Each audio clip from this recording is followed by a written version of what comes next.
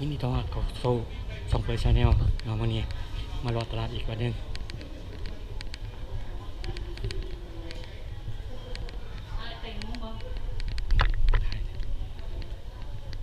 ค่าค่ายาต้องการนะสิกินนั้นน้ำชินกโต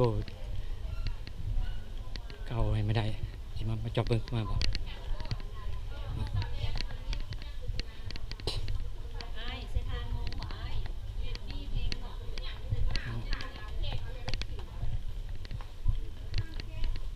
ตลาด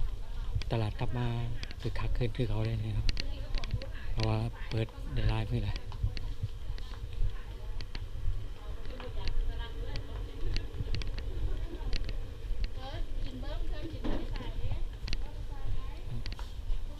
โอ้หมอไอ้ยังเนี่ย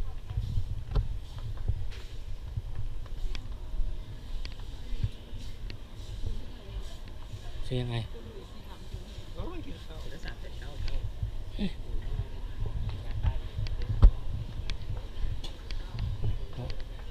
บอลเก่านี่มาเบิ่งงานกาแฟชินกคือเก่าอ้าว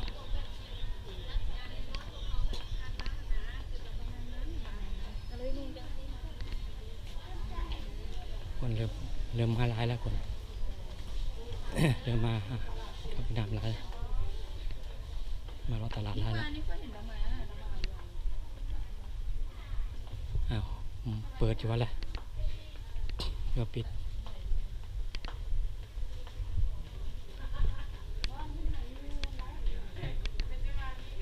อ๋อเปิดซะโดนแล้วไม่ได้เปิด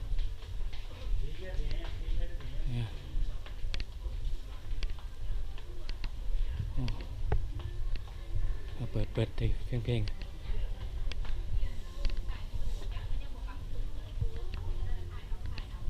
อ๋อเนี่ยขนมเลยเด็กมาแล้วคือเก่า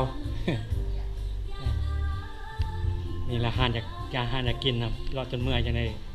หาก็มาเพิ่นหาก็มาเปิดนี่เนาะ